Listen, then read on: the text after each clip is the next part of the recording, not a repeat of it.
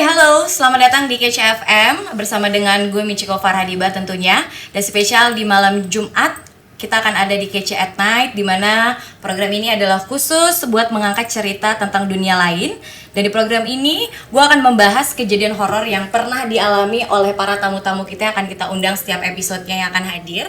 Dan nanti gue juga akan membacakan surat misteri. Apa itu surat misteri? Jadi surat misteri ini adalah surat yang berisikan tentang cerita-cerita dari kalian semua, para pendengar ataupun juga para penonton yang bersinggungan dengan makhluk yang tidak kasat mata ataupun juga cerita-cerita mistis. Dan untuk kalian yang ingin mengirimkan cerita kalian atau pengalaman kalian ya, langsung saja kalian bisa kirimkan cerita kalian ke email yang ada di bawah ini ya. Dan nantinya surat kalian akan kita bacakan di setiap episodenya. Dan kita akan buka di episode pertama ini ya. Gue juga udah kedatangan tamu. Ini adalah 2 orang rekan-rekan kita dari KC Entertainment tentunya, yang tentunya juga akan bercerita tentang pengalaman entah mistis, entah pengalaman yang tidak mengenakan gitu ya. Yang intinya adalah bersinggungan dengan makhluk-makhluk dari dunia lain.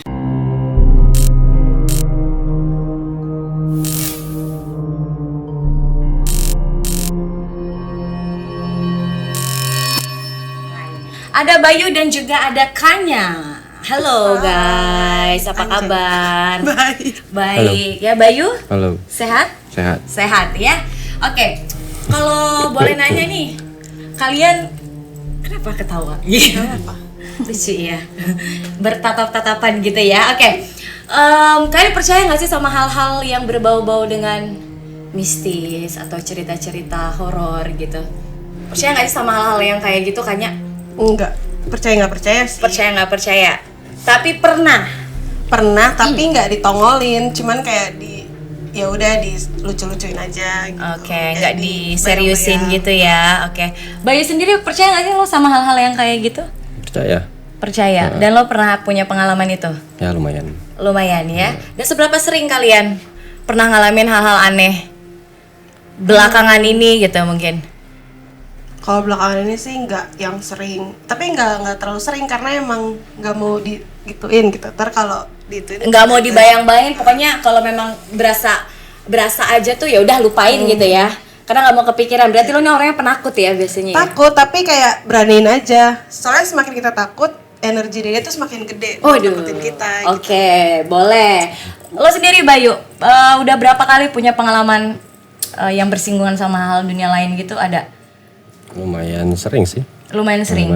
Oh, kalau Bayu ini emang terlihat dari muka-muka misteriusnya kayaknya ya. Nanti kita akan dengar cerita dari mereka. Tapi sebelumnya gue akan membacakan dulu. Ini kita sudah ada surat misteri dari pendengar yang sudah mengirimkan ceritanya ke kita ya. Oke. Ini ada namanya Yuda. Yuda ini mengirimkan cerita dengan judul Security Lantai 5. Oke, gue bacain ya.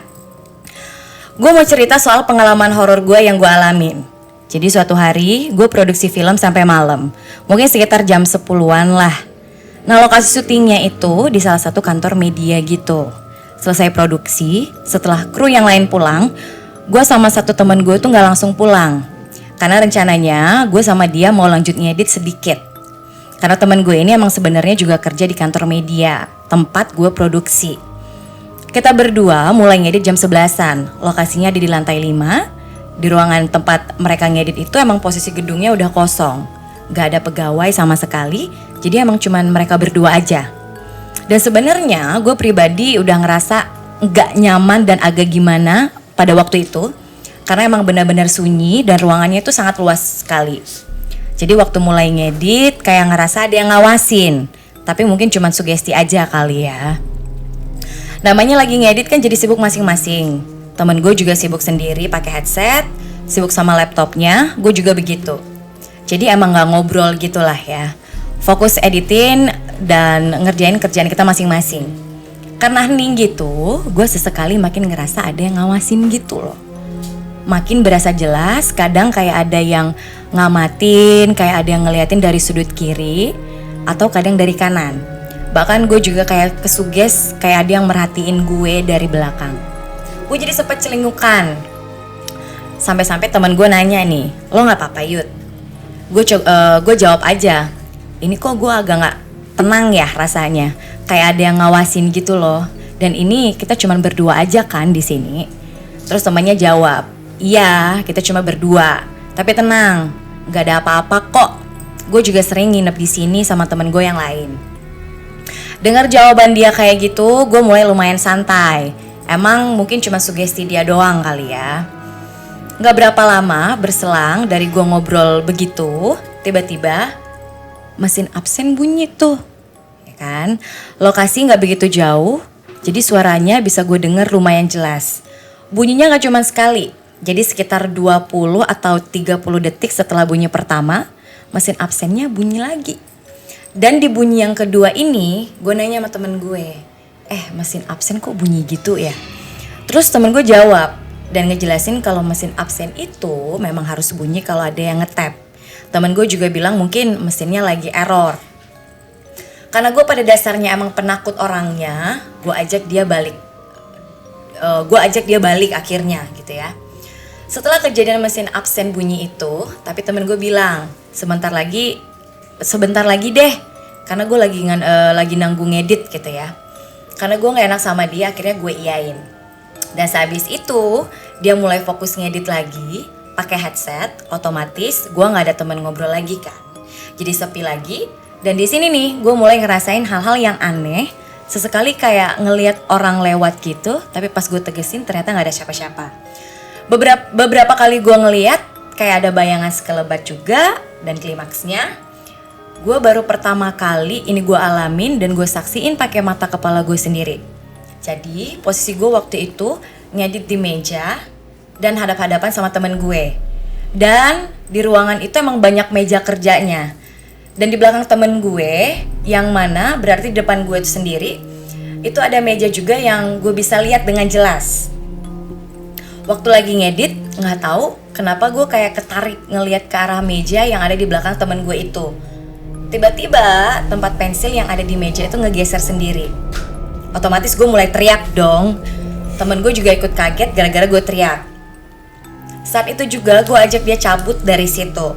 Dan dia masih bingung nanya ada apa. Tapi gue males buat ceritain apa yang baru gue lihat barusan. Jadi gue diamin aja dan gue minta langsung buat cabut dari situ. Dan akhirnya kita mutusin untuk balik dari situ. Kita beresin barang-barang kita dan langsung jalan menuju lift. Dari perjalanan menuju lift, lagi-lagi di lorong gitu, ada security nih yang lagi jalan ke arah gue sama temen gue. Sampai akhirnya kita papasan. Waktu udah sebelah-sebelahan sama security itu, temen gue gak negor sama sekali.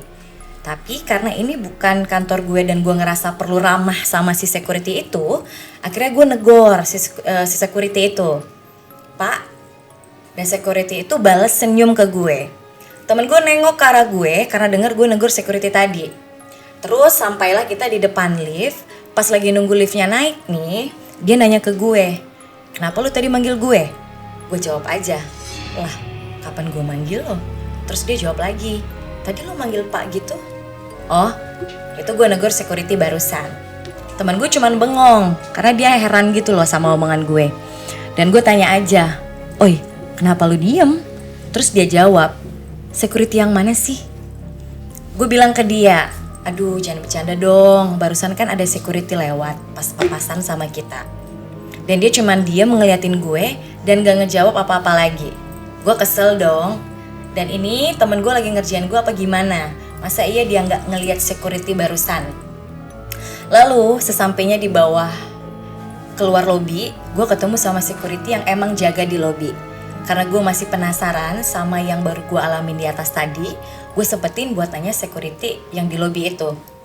Misi pak, numpang nanya, tadi di atas ada yang jaga juga gak ya? Terus security lobinya jawab, di lantai berapa ya mas? Terus gue jawab aja, di lantai 5 pak. Security itu gak langsung jawab. Dia malah lihat-lihatan dulu sama temennya yang juga jaga di lobi. Terus dia ngomong ke gue, Mas lihat security ya di lantai 5? Gue jawab, iya pak, emang lagi ada yang jaga ya berarti? Enggak mas, kalau malam yang jaga sebenarnya cuma di lobi ini aja.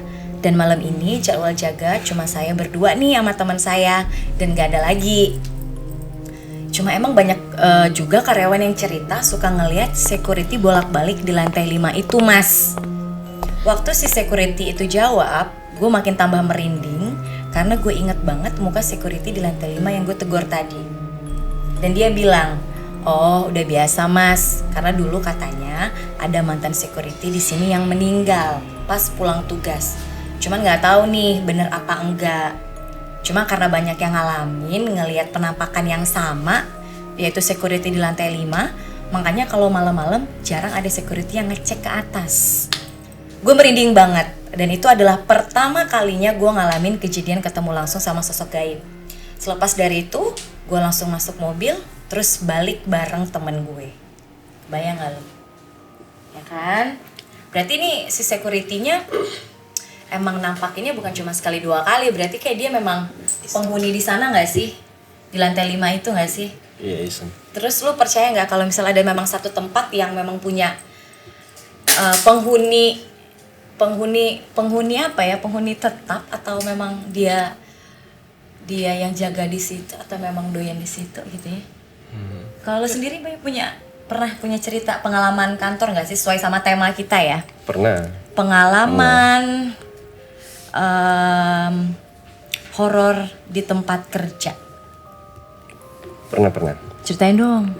Tapi kayaknya mendingannya dulu. Oke, Kanya dulu. Oh, Kanya dulu deh, boleh dulu deh. Ladies Kalau first. di sini tuh palingnya kayak sekelibat kayak tiba-tiba lagi duduk di belakangnya kayak ada orang gede lewat, terus pas dilihat tadi siapa yang lewat, nggak ada orang kayak gitu-gitu. Karena Terus kan di depan ini kan gelap sekali ya, dan banyak pohon sekali ya sejujurnya. Jadi kalau gue suka meeting di sini tuh kalau malam tuh agak, aduh ini lumayan juga sih, gelap banget.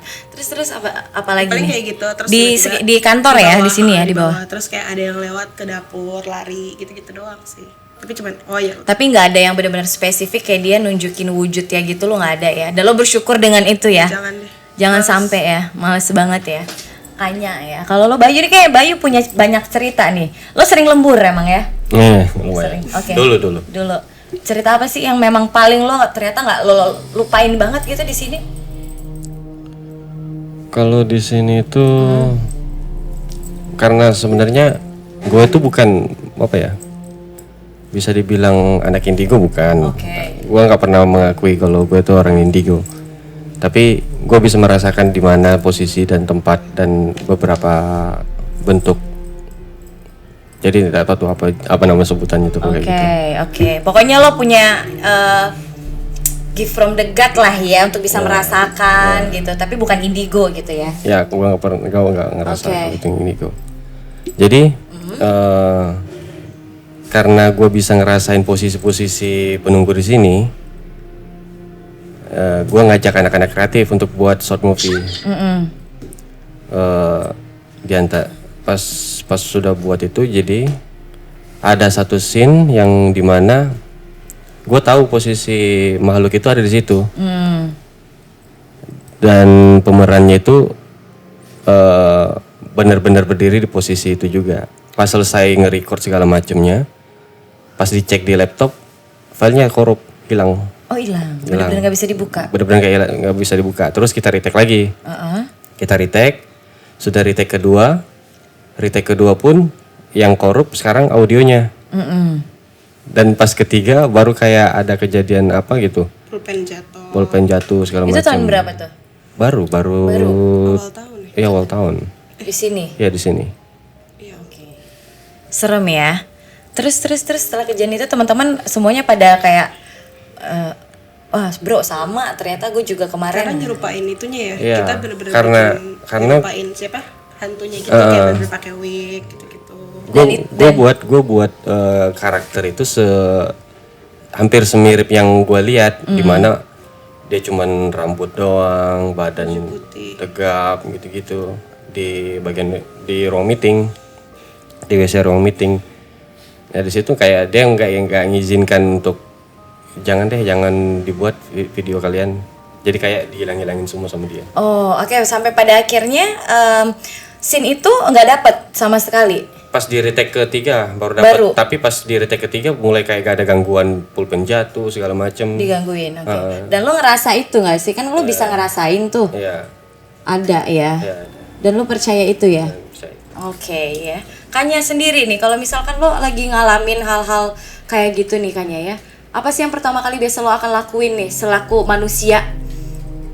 Baca ayat kursi gitu. Nggak apa lagi.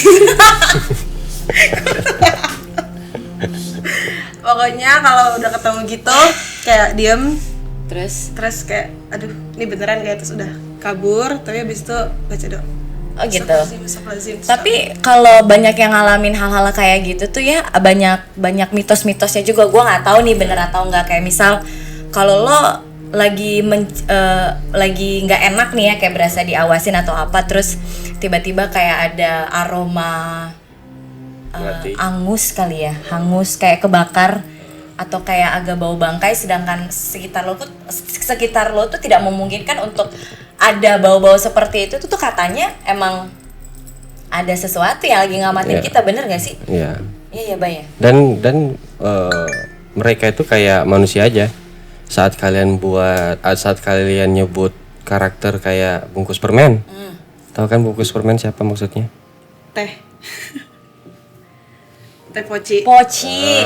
Yang kayak gitu-gitu kan, kalau kita nyebut dengan aslinya, otomatis dia ada di. Nah itu dia. Tapi kalau ngomongin si Poci ya, si Poci itu ya pocong lah ya, mungkin yang teman-teman nggak tahu Poci maksudnya. Karena gue agak ngeri juga buat nyebutinnya bro. Balik sendirian bro, soalnya bro. Gue sempat diceritain sama temen gue yang pernah dikejar sama pocong.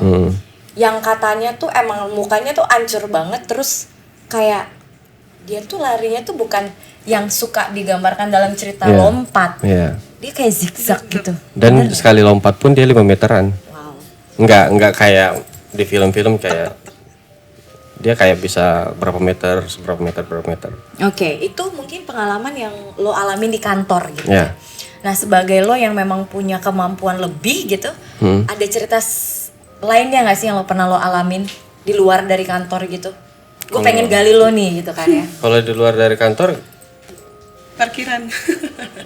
Entah di rumah kan, kalau di jalan kayak atau di mana, ada nggak sih yang baru-baru ini lo alamin gitu?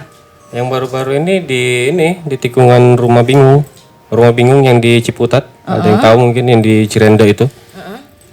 Nah itu pas bareng pacar lewat ke depan situ, kayak ada merhatiin dari atas. Ya bukan di Rumah Bingungnya, di Rumah Putih Bingungnya tuh. Gitu ya. Ya dia yang Cirende. Terus dengan lo punya kelebihan kayak gitu nih Bay ya, lo udah biasa kah atau lo masih ada ketakutan atau gimana? Kalau dibilang takut, ada juga takutnya. Tapi ya udah aja. Pernah nggak ngalamin yang bener-bener lo ngelihat jelas sosoknya begitu di depan mata lo, itu pernah nggak? Enggak. Nggak pernah sama sekali. Kalau bentuk sempurna enggak. Makanya aku nggak mau mengakui kalau gue tuh anak indigo. Dan sejak kapan sih emang lo akhirnya sadar, oh gue punya kelebihan nih, gue bisa ngerasain, gue bisa ngebaca gitu-gitu. Kelas 4 SD. Itu pun karena dulunya gue kemasukan. Gimana, ceritain dong itu. Itu kemasukan di Makassar waktu masih di rumah lama. Jadi dulu rumah itu emang katanya rame dan jarang ada orang yang mau ngontrak di rumah itu. Tapi pas itu keluarga gue yang ngontrak di situ. Malam-malam sekitar jam 9 malam mau buang air besar ke WC, di situ kayak didorong. Ada dulu kata orang tua di sini ada tapak. Ada bekas tapak. Didorong. Dan di situ juga langsung bekas dibawa. tapak tangan gitu ya. Langsung dibawa ke orang pintar, di mana posisi kata orang tua itu posisi mata hitam ini udah nggak ada, cuma mata ya putih doang. Tapi di situ juga gue sadar kalau orang tua itu lagi nangis. Lo bisa tetap ngelihat tapi Iya, maksudnya. gue masih bisa ngelihat dengan posisi kayak orang sedang mau mati kata orang tua. Itu lo kelas 4 SD. Ya kalau sempat SD, dan gue juga masih hafal muka yang ngobatinnya, yang ibu-ibu yang ngobatin itu. Dan ternyata yang masukin lo itu apa tuh? Sosok apa tuh? Penunggu di situ katanya dia karena suka sama gue. Oh, laki-laki kah? Nenek-nenek laki-laki. Laki-laki suka sama laki-laki maksudnya. Katanya dia pengen kayak ngelindungin gitu. Oh, dan itu ada sampai sekarang nggak? Iya. Sampai sekarang lo serius lo? Iya. Ini sampai sekarang? Iya. Lo nggak mau ngelepas aja gitu? Nggak bisa. Oh nggak bisa. Karena kan ada kebanyakan orang yang memang apa ya istilahnya ya? Jagain. ngejagain tuh ada yang pengen dilepas gitu karena dia kayak nggak mau lagi untuk ngerasain hal kayak gitu dan lu mencoba itu dan nggak bisa. Nggak bisa. Mau masuk ke masjid pun nggak bisa. Nggak bakal tetap ikut dia.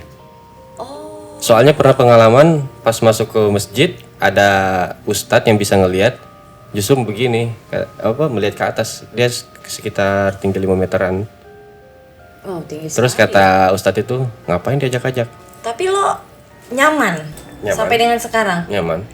Apakah itu mungkin pengikut lo yang memang karena kan ada yang bilang tuh jin itu ada yang baik, ada yang muslim gitu kan ya.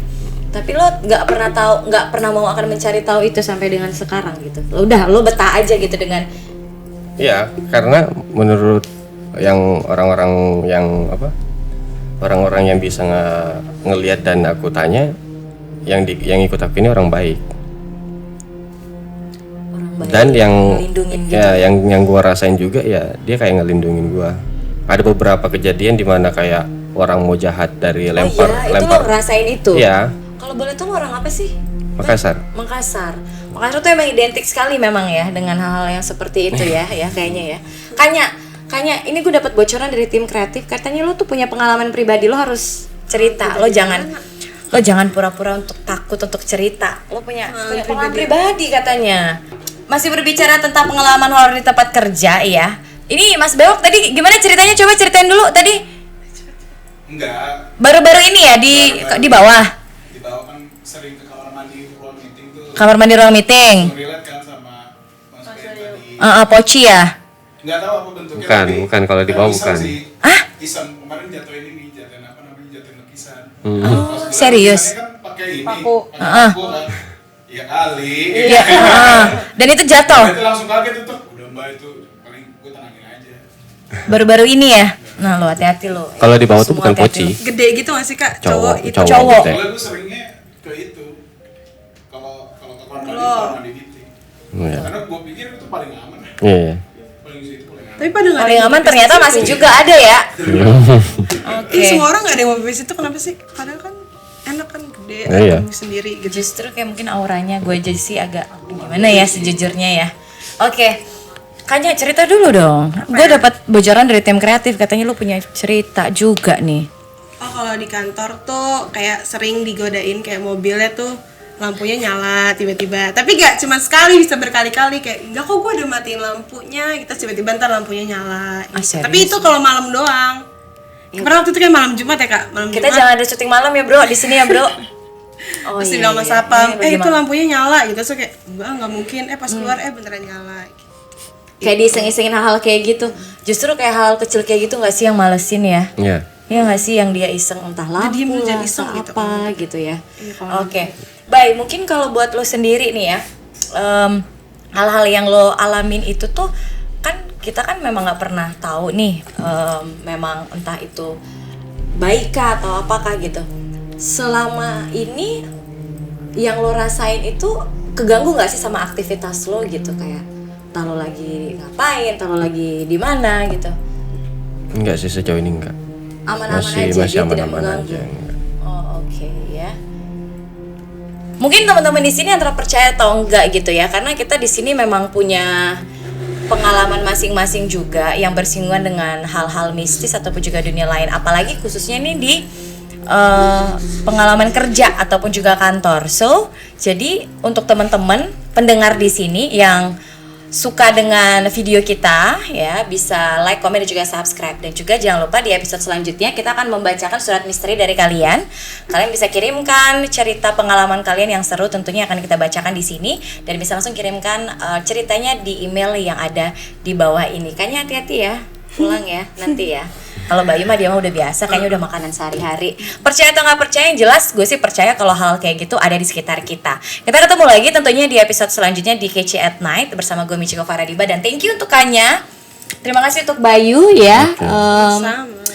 Hati-hati ya Bay ya, karena gue tuh suka banyak juga punya teman-teman yang memang punya kelebihan kayak gini. Kadang lo nggak ngelihat gue nggak ada apa-apa kan? Tadi kan di sini pas kita mau mulai tuh rame di sini. Kayak panas. Enggak, Panas ya? gue sempat ngap. Serius panas gak ngap lo gue? Gue sempat ngap-ngapan di sini. Rame tadi di sini. Makanya dia kayak agak pucet-pucet, kenapa gitu ya? Apa belum makan apa bagaimana? Ya udah deh. Kalau gitu kita ketemu lagi di next episode di Kecetan Michiko Para di Bahasa Nino. Bye.